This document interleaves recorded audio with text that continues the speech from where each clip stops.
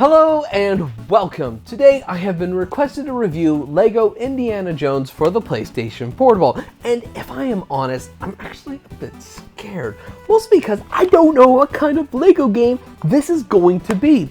It could be the PS2 game that's been ported to the PSP, or it could be the DS game that's been stretched out to fit onto a PSP. So far, the games have been nothing more than a coin toss. So, wish me luck. But before we do, this video is brought to you by us and our new Gloa e-reader cases.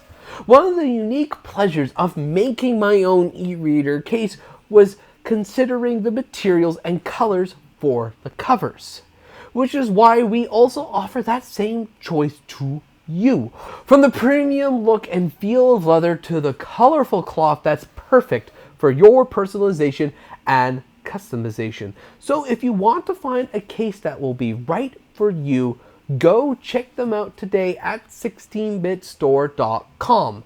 The link is in the video description. Now, let's go back to this. And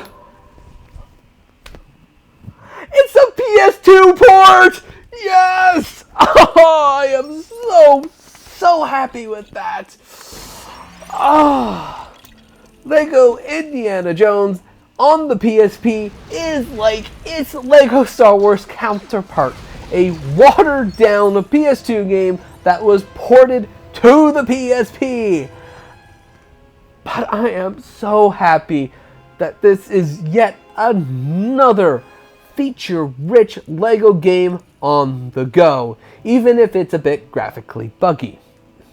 With that said, unlike Star Wars, I'm not the biggest fan of Indiana Jones.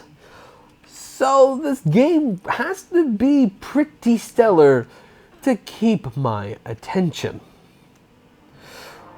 From a conceptual level, LEGO Indiana Jones is yet another LEGO game based on a movie franchise, where you platform, solve puzzles, and explore the franchise setting as you typically do. But as LEGO Indiana Jones came hot off the heels of LEGO Star Wars The Complete Saga, I get the feeling that the developers wanted to do something a bit different with the game. Not massively different, as they have appeared to struck gold with this formula, but something new for returning players and for their tiring developers. And this new shiny thing is the game's combat. Unlike Star Wars, where everyone solves their problems with a lightsaber and a good blaster, Indy solves his problems with his fist, his whip, and an occasional gun. So for the first time, melee combat feels like a viable solution with the same oomph that you would get from a lightsaber in LEGO Star Wars. But now, at random, Indy will do these fancy finishers like he does in the movies. Honestly, this combat feels more like the precursor to the more advanced combats and combo systems that you'll find in LEGO Batman.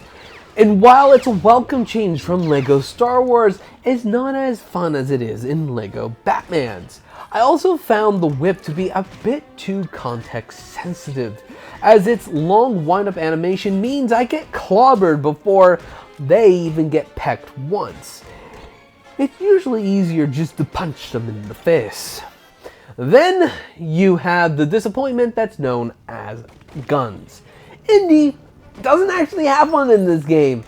So what you need to do to get one is to first kill an enemy, steal their weapon once it finally settles on the ground, and hope and pray that you don't get clobbered and punched full of holes in the process. Then you run out of ammo since there's barely any in the gun.